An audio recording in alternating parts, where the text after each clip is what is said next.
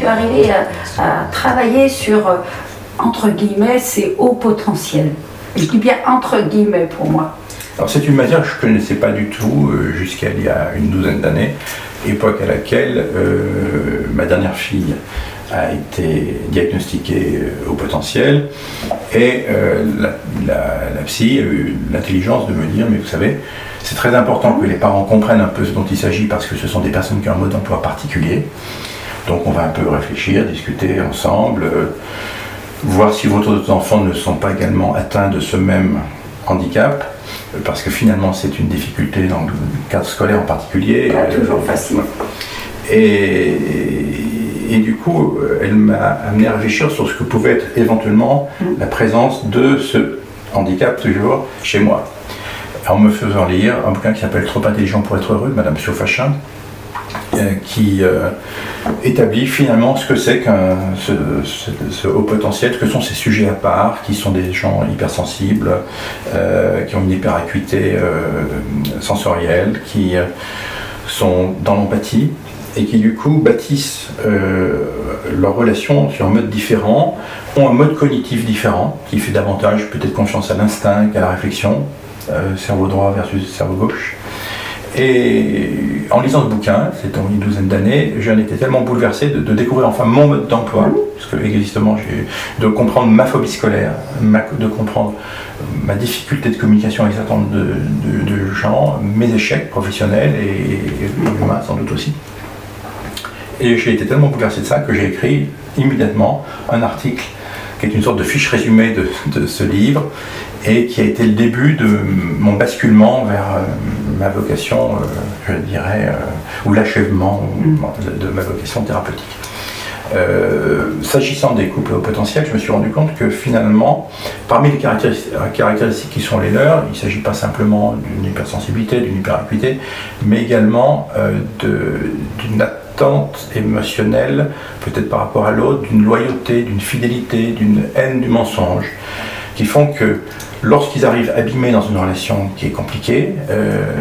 ils ont une sorte de moteur pour rétablir le lien, pour le restaurer, une résilience, qui est d'ailleurs une caractéristique essentielle des hauts potentiels, qui fait que la médiation se déroule sur un mode assez différent d'une médiation ordinaire, et que finalement, que je trouve finalement beaucoup plus facile, parce qu'il y a un tel élan que les choses vont se régler, parce qu'ils ont un potentiel de restaurer, de comprendre l'autre, que c'est une matière que je trouve différente de la médiation ordinaire, de la thérapie ordinaire, avec des sujets qui ne sont pas mus de ce désir de restauration du lien. Et du coup, c'est quelque chose que j'ai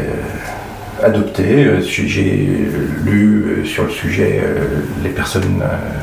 qui se sont intéressées à la thérapie de couple dans ce cadre-là, comme Madame Ariel Ada, qui me semble être le pape de la réflexion sur le sujet, qui vient d'ailleurs de sortir un livre sur le sujet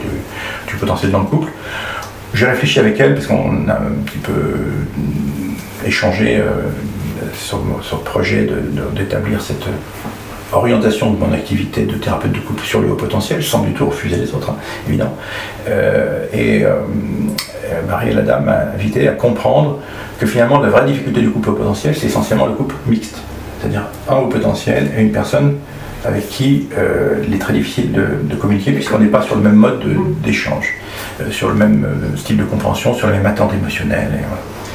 Donc voilà ce que je peux vous dire sur le haut potentiel dans la thérapie de couple. Et je crois que c'est tout à fait possible, un adulte haut potentiel avec quelqu'un qui ne fonctionne pas forcément sur ce même mode. Et ça va être tout l'intérêt d'ailleurs de cette conférence que tu vas nous donner. Alors c'est tout à fait possible, parce qu'il y en a un des deux, en tout cas, qui va faire beaucoup d'efforts pour que le lien se rétablisse. Alors peut-être que c'est au prix d'efforts plus importants que l'autre qui a plus de mal. L'autre d'ailleurs peut être aussi agacé et irrité par la découverte de ce terme haut potentiel,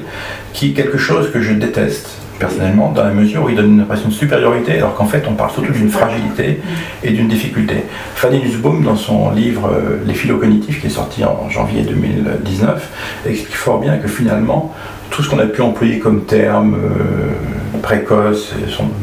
etc., n'est pas adapté, parce que finalement ce qui définit le sujet haut potentiel, c'est surtout son aptitude à raisonner et à raisonner en permanence, penser et penser autrement et penser tout le temps. C'est le sous-titre d'ailleurs du bouquin de Fanny Nussbaum et d'Olivier Revol et de Dominique Sapé-Marinier qui s'appelle Les philo cognitifs.